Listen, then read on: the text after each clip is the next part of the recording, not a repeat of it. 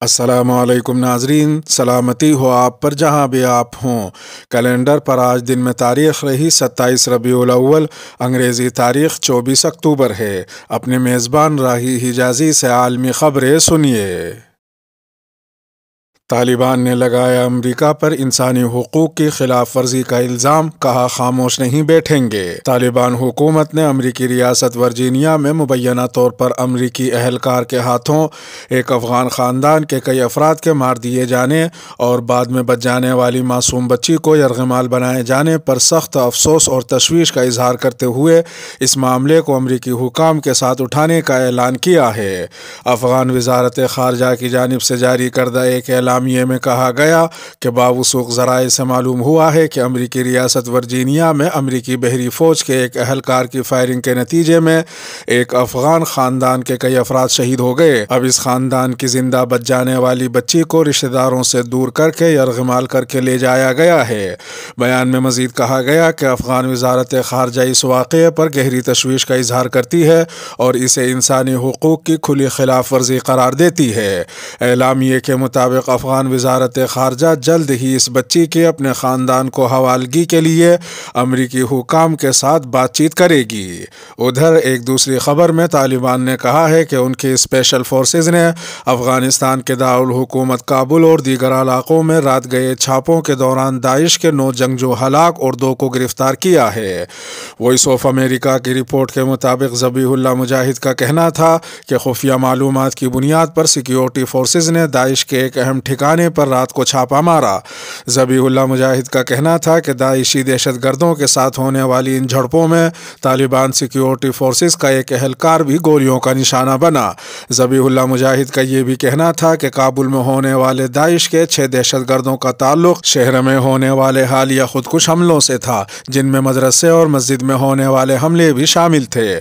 ان کا کہنا تھا کہ ان دہشت گردوں نے کابل کی وزیر اکبر مسجد اور کاچ ٹیوشن سینٹر سمیت دیگر مقامات پر شہریوں کو نشانہ بنانے کی منصوبہ بندی کی تھی۔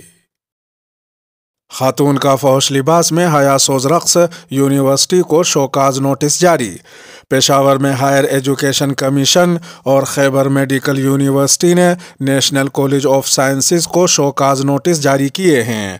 واضح رہے کہ پشاور میں رواں ہفتے NCS کالج میں ایک خاتون ریپر کے انتہائی تنگ اور نیم برہنہ لباس میں گانا گانے اور حیا سوز رقص کرنے کی ویڈیو وائرل ہوئی تھی، جس نے سوشل میڈیا صارفین کے غم و غصے کو جنم دیا تھا۔ اس شوکاز نوٹس پر متعلقہ ادارہ 24 اکتوبر کو اپنی وضاحت پیش کرے گا۔ وزیر ہائر ایجوکیشن کامران بنگش نے انڈیپینڈنٹ اردو کو بتایا کہ اگر جواب تسلی بخش نہ ہوا تو متعلقہ ادارے کے خلاف سخت کارروائی کی جائے گی۔ انہوں نے کہا کہ فحاشی، چاہے اس کے لیے کلچر یا کوئی بھی نام استعمال ہو، کسی بھی صورت میں قابل قبول نہیں ہے۔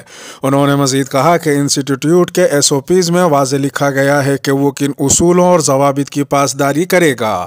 دوسری جانب جمعیت طلبہ اسلام، جنہوں نے اس واقعے کی مذمت کرتے ہوئے 24 اکتوبر کو احتجاج کرنے اور اس کالج کے خلاف ریلی نکالنے کا ارادہ ظاہر کیا تھا، اس نے آج متعلقہ انسٹی ٹیوٹ کے ساتھ ایک میٹنگ کے بعد اپنا پروگرام منسوخ کر لیا ہے۔ جب انڈیپینڈنٹ اردو نے متاثرہ ادارے کے موجودہ campus director doctor Shaukat Ali سے بات کی تو انہوں نے کہا کہ ہمارے ساتھ دھوکہ کر کے رقص کا یہ پروگرام کرنے والی کمپنی نے ہمارے انسٹی ٹیوٹ کی ساکھ کو نقصان پہنچایا ہے۔ اب خود تو وہ چھپ گئے ہیں، موبائل فون تک بند ہیں، لیکن سب کے سامنے جواب دہ اب ہم ہیں۔ ڈاکٹر شوکت علی کا یہ بھی کہنا تھا کہ انہوں نے پروگرام منعقد کرنے والی کمپنی کو شوکاز نوٹس بھیج دیا ہے اور اگر ان کا کوئی جواب نہ آیا تو وہ نہ صرف ان کے خلاف FIR درج کریں گے بلکہ ان کے خلاف عدالت بھی جائیں گے۔ رجب طیب اردوغان کی حجاب پہننے کے حق پر ملک گیر ریفرینڈم کرانے کی تجویز۔ ترک صدر رجب طیب اردوغان نے ریاستی اداروں، اسکولوں اور جامعات میں خواتین کو حجاب پہننے کے حق کی ضمانت دینے کے لیے ملک گیر ریفرینڈم کی تجویز پیش کی ہے۔ رجب طیب اردوغان نے ہفتے کے روز حزب اختلاف یعنی اپوزیشن کی مرکزی جماعت کے رہنما کمال کلیجدار اوغلو کو مخاطب کرتے ہوئے کہا کہ اگر آپ میں ہمت ہے تو آئیں، اس مسئلے کو ریفرینڈم میں پیش کرتے ہیں اور قوم کو فیصلہ کرنے دیتے ہیں کہ وہ اس پر کیا رائے دیتی ہے۔ واضح رہے کہ کلیجدار اوغلو سیکولر جماعت CHP کی قیادت کرتے ہیں۔ یہ جماعت سیکولر اور جدید ترکی کے انتہا پسند لبرل بانی مصطفیٰ کمال اتا ترک کی قائم کردہ ہے۔ بتاتے چلیں کہ 1990 کی دہائی میں سیاسی جماعتوں کی جانب سے ترکی میں حجاب پر پابندی کی باتیں ہوا کرتی تھیں، لیکن آج کسی بھی جماعت نے مسلم اکثریتی ملک ترکی میں حجاب پر دوبارہ پابندی عائد کرنے کی تجویز پیش نہیں کی۔ اس ماہ کے اوائل میں انتہا پسند لبرل مصطفیٰ کمال اتا ترک کی قائم کردہ پارٹی کے قائد کلیجدار اوغلو نے اعتراف کیا تھا کہ ہم نے ماضی میں حجاب کے حوالے سے غلطیاں کی تھی، اب وقت آ گیا ہے کہ ہم اس مسئلے کو پیچھے چھوڑ دیں۔ اس کے جواب میں رجب طیب اردوغان نے ایک آئینی ترمیم کی تجویز پیش کی ہے جسے جلد ہی پارلیمان میں منظوری کے لیے پیش کیا جائے گا۔ ترکی کے قانون کے تحت ان ترامیم کے حق میں 400 قانون سازوں کے ووٹ کی ضرورت ہے۔ ان کی منظوری کی صورت میں پھر ملک میں ریفرینڈم کی ضرورت نہیں ہوگی۔ اس لیے رجب طیب اردوغان کی پارٹی آک کو ان ترامیم کی منظوری کے لیے کلیجدار اوغلو کی پارٹی CHP کی حمایت درکار ہے۔ بصورت دیگر 360 ووٹوں سے ایک تجویز عوام کے سامنے ریفرینڈم کے لیے بھی پیش کی جا سکتی ہے۔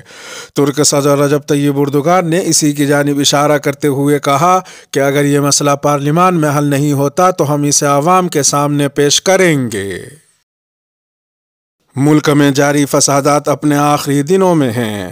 ایرانی حکام کا کہنا ہے کہ گزشتہ ماہ مہسا امینی کی موت کے بعد شروع ہونے والے فسادات اپنے آخری دنوں میں داخل ہو چکے ہیں۔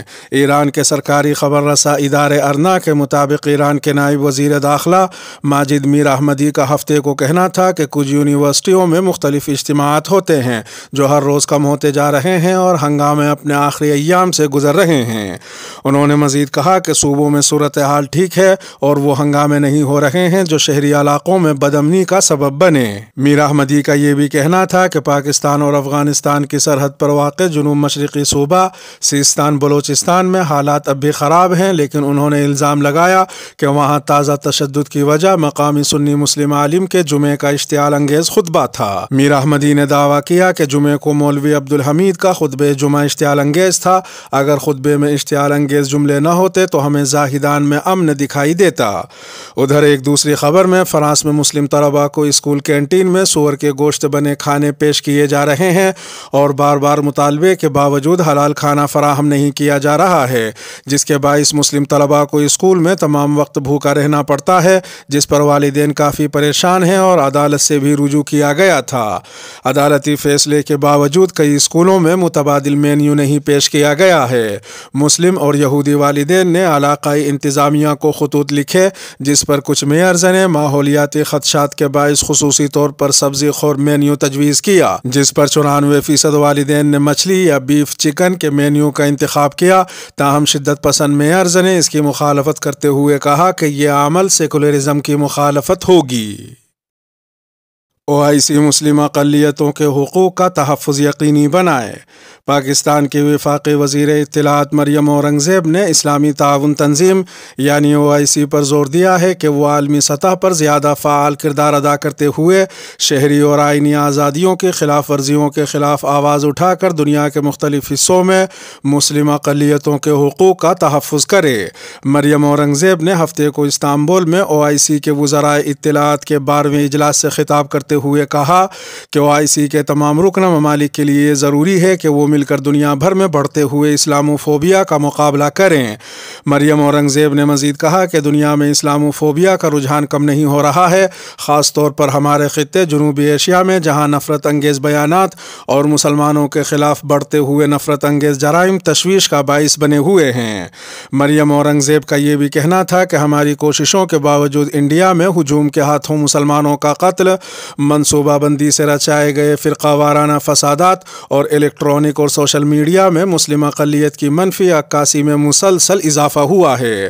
مریم اورنگزیب نے کہا کہ OIC کو اقوام متحدہ کی جنرل اسمبلی کی جانب سے 15 مارچ کو اسلاموفوبیا سے نمٹنے کے عالمی دن کے طور پر تسلیم کرنے کے بعد اس کا فائدہ اٹھانا چاہیے۔ اس سے قبل OIC کے سیکریٹری جنرل حسین ابراہیم طاہا نے تنظیم کو بعض معاشروں میں دہشت گردی اور انتہا پسندانہ بیانات میں اضافے کے بارے میں خبردار کیا تھا۔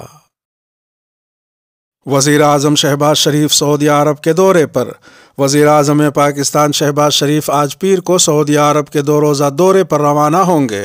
دورے کے دوران وزیر اعظم شہباز شریف کی سعودی ہم منصب اور ولی عہد شہزادہ محمد بن سلمان سے ملاقات متوقع ہے۔ خیال رہے کہ وزیر اعظم شہباز شریف نے وزیر اعظم منتخب ہونے کے بعد اپنا پہلا غیر ملکی دورہ سعودی عرب کا کیا تھا، جس کے دوران ان کی سعودی قیادت بشمول شاہ سلمان اور ولی عہد شہزادہ محمد بن سلمان سے ملاقاتیں ہوئی تھیں۔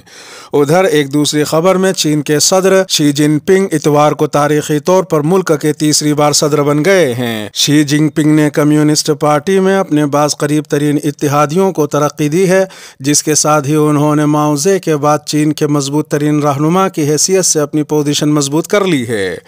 ایک تیسری خبر میں روس نے یوکرین کے متعدد شہروں پر نئے سرے سے میزائل حملے شروع کر دیے ہیں، جس کے باعث ہفتے کے روز ملک بھر میں فضائی حملوں کے خلاف خطرے کے الارم بجنا شروع ہو گئے۔ یوکرین کے حکام اور میڈیا کی جانب سے شمال مغربی شہر ریونے اور اڈیسا سمیت دیگر علاقوں میں دھماکوں کی اطلاعات سامنے آ رہی ہیں۔ حکام نے سوشل میڈیا پر ویڈیو شیئر کی جن میں مبینہ طور پر ایک یوکرینی لڑاکا طیارے کی جانب سے روسی میزائل کو مار گراتے ہوئے دکھایا گیا ہے۔